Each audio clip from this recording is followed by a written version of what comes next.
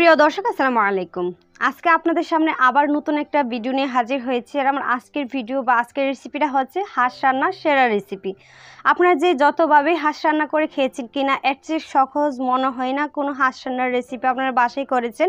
একেবারে সহজ কিন্তু এই রান্নাটা যদি বাসায় করেন দেখবেন সবাই খেতে অনেক বেশি পছন্দ করবেন। আর হাঁসে কোনো গন্ধ থাকবে না, একেবারে প্রপারভাবে সিদ্ধ হয়ে যাবে।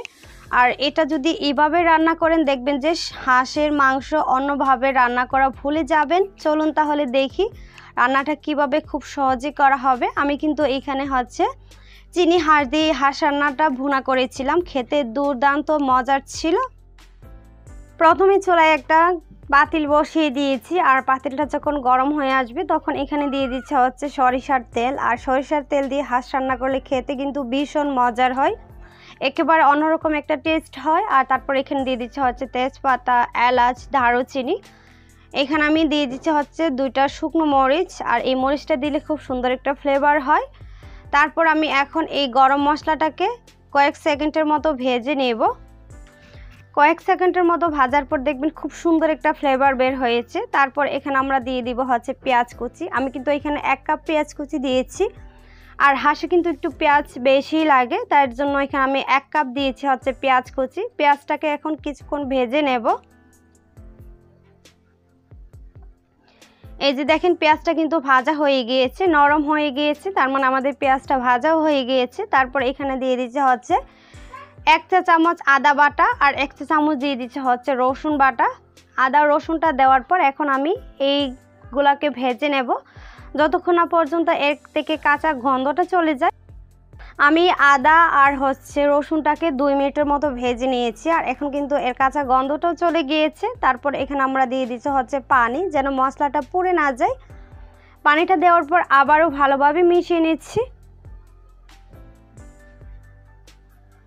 মিশিয়ে নেওয়া হয়ে গেলে তারপর এখানে আমি দিয়ে দিচ্ছি হচ্ছে প্রথমে মরিচ। আমি এখানে 1.5 টেবিল চামচ দিয়ে দিচ্ছি হচ্ছে মরিচের গুঁড়া, 1 টেবিল চামচ দিয়েছি হচ্ছে ধনিয়ার গুঁড়া, 1 টেবিল চামচ দিয়েছি হচ্ছে হলুদের গুঁড়া, 1 টেবিল চামচ দিয়েছি হচ্ছে জিরার গুঁড়া, আর 1/2 টেবিল চামচ দিয়েছি হচ্ছে গরম মশলা। তারপর এখানে কিন্তু আমি লবণও দিয়েছিলাম, ভিডিওটা স্কিপ হয়ে গিয়েছে।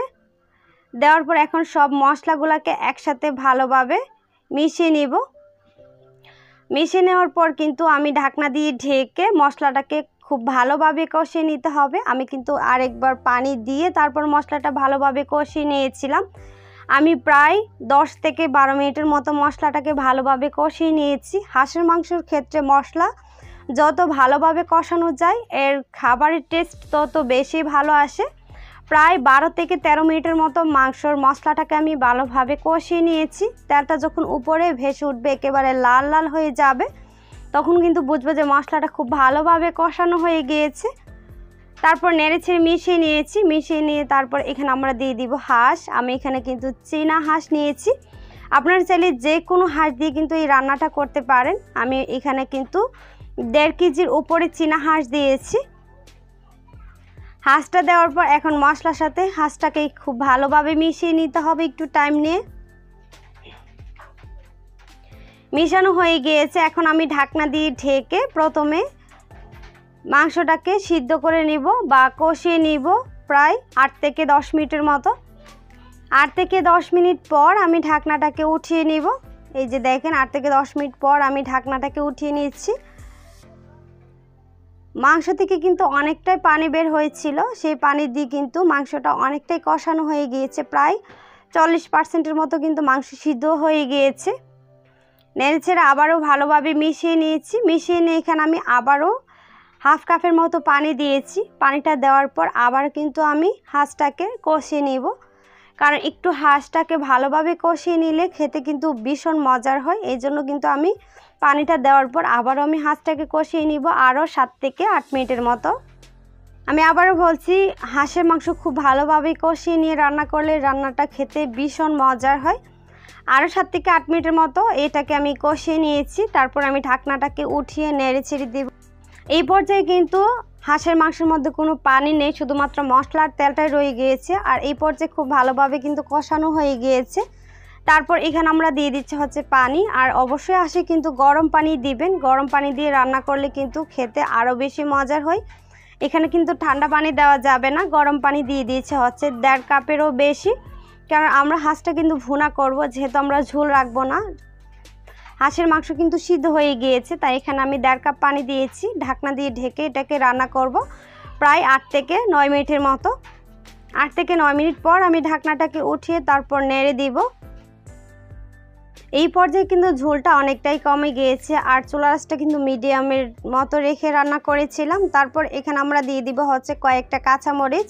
আমি এখানে 5 মিটার মতো কাঁচামরিচ দিয়েছি। এই পর্যায়ে কাঁচামরিচটা দিলে খুব সুন্দর একটা ফ্লেভার হয়, এই জন্য এই কাঁচামরিচটা দেওয়া। কাঁচামরিচটা দেওয়ার পর আবার একটু মিশিয়ে নিয়েছি। মিশিয়ে নিয়ে ঢাকনা দিয়ে ঢেকে রান্না করব আরও 7 থেকে 8 মিনিটের মতো। 7 থেকে 8 মিনিট রান্না করার পর চুলাটা কিন্তু অফ করে দিব। এই যে ঢাকনাটাকে উঠিয়ে নিচ্ছি, দেখেন কতটা সুন্দর হয়েছে কালার। দেখতে যতটা সুন্দর হয়েছিল আর খেতে কিন্তু তার চেয়েও বেশি মজার হয়েছিল। একটা কথা আছে না, আগে দর্শনদারি পরে গুণ বিচারি, এটার ক্ষেত্রে ঠিক ওই রকম হয়েছে। দেখতেও সুন্দর হয়েছে আর খেতে তো আরও বেশি মজার হয়েছিল।